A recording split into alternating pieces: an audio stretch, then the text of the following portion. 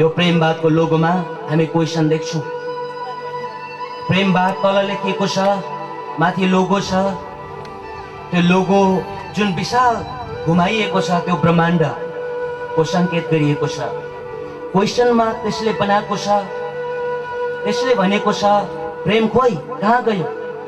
हरेक मान्छेले शान्ति चाहेको छ, हरेक मान्छे शान्तिले बाँच्न चाहन्छ। त्यो प्रेम बिना कदापि सम्भव छैन।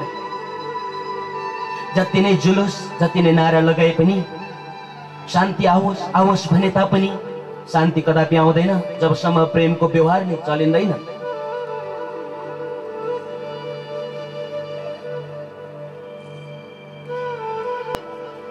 कुनै घरमा अशान्ति छ, पुरै कुटाको छ, पिटापिट छ, त्यो शान्ति आओस् भनेर आउँदैन जबसम्म प्रेमको व्यवहारले त्यो घर सजिँदैन।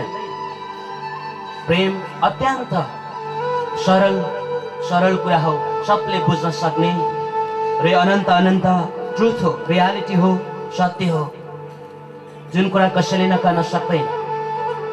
प्रेमको भाव महत्त्व बुझ्नको लागि कोही बुद्धिस्ट, कोही हिन्दू, कोही मुस्लिम, कोही क्रिस्चियन बन्नु पर्दैन। एकजना आमाले 2 बजे रात पनि आफ्नो बच्चाको लागि उठ्दछन्, त्यो प्रेम हो। सच्चा प्रेम आमाले जुन गर्छ बच्चालाई, त्यही प्रेम। आफ्नो बच्चा जति नै नराम्रो भए पनि आमा बाबालाई हेला गरे तापनि आमा बाबाले प्रेम गर्न छोड्दैनन्। सरल भाषामा बुझ्दा यही हो प्रेम। यसर्थ प्रेमले जिउनु शान्तिको सुरुवात गर्नु हो। यहाँ प्रेमवादको लोगोमा 3टा थोप्ला छ। त्यसको मतलब हुन्छ प्रेम हिजो पनि आवश्यक थियो, प्रेम आज पनि आवश्यक छ र प्रेम सधैँ आवश्यकता हुनेछ। माथिको जुन घुमाइएको छ त्यो ब्रह्माण्ड, प्रेम ब्रह्माण्डव्यापी आवश्यक छ। पशुपन्छी प्राणीले पनि आफ्नो बच्चाहरूलाई प्रेम गरेको हुन्छ। प्रेम केवल मानवता मात्र सीमित छैन, पशुपन्छी प्राणी सबैमा प्रेम व्याप्त छ। यसर्थ यो प्रेम नै एउटा युनिभर्सल मेडिसिन हो। संसारको पीडा, संसारको दुःख, संसारको अशान्तिलाई हटाउनको लागि। यदि प्रेम भएको खण्डमा प्रेमले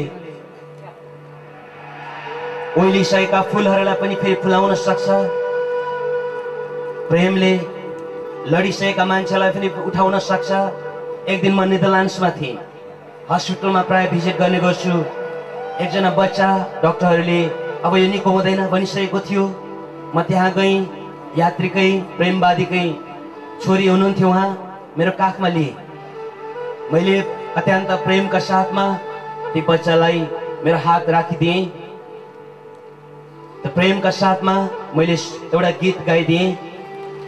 You will be there if you will go, and then we will be there to see you something. एक दिन यदि नानो तपाईँ जानु भए पनि त्यो निर्वाणमा, त्यो स्वर्गमा म भेट्नेछु। Otherwise be here to see the world and to walk on the Father something. अर्थात् तपाईँ यदि यही बस्नुहुन्छ भने अझ बस्नुहोस्, अझ लामोसम्म बाँच्ने प्रयास गर्नुहोस्। यो बच्चा बिस्तारै उठ्छन् र अहिले हिँड्दैछन्। वाह, यो प्रेम। कलकत्ताको स्ट्रिटमा सानो सानो बच्चाहरू लडिरहेकोलाई थुप्पा ल्याउँदै कलेक्ट गर्दै 71वटा देशसम्म अहिले मिसन भएको छ। त्यो मदर टेरेजाले गरे, त्यो प्रेमको प्रभाव। प्रेमले तपाईँ यो धर्म, यो संस्कार मान्नुपर्छ भन्दैन। प्रेमले त्यो जात र यो जात भन्दैन। प्रेम अत्यन्त युनिभर्सल छ। पशुपन्छी प्राणीमा, रुख बिरुवा, मानव सबैमा त प्रेम व्याप्त हुनुपर्छ र प्रेमले मात्र शान्ति ल्याउँछ। यो विषयमा एउटा कोटेसन छ, if peace were a tree, love is its roots. अर्थात् यदि शान्ति चाहिँ वृक्ष हो भने प्रेम चाहिँ जरा हो। जसरी वृक्ष जरा बिना सम्भव छैन, खडा हुनु सम्भव छैन, त्यसरी नै शान्ति प्रेम बिना सम्भव छैन। यही कुरा दर्शाउनका लागि म सगरमाथाको उच्च शिखरमा पुगेँ। 32 घण्टा 27 मिनट रहेँ, 27 घण्टा तपस्या गरेँ। रह्यो यो प्रेमको सवालमा थोरै चर्चा।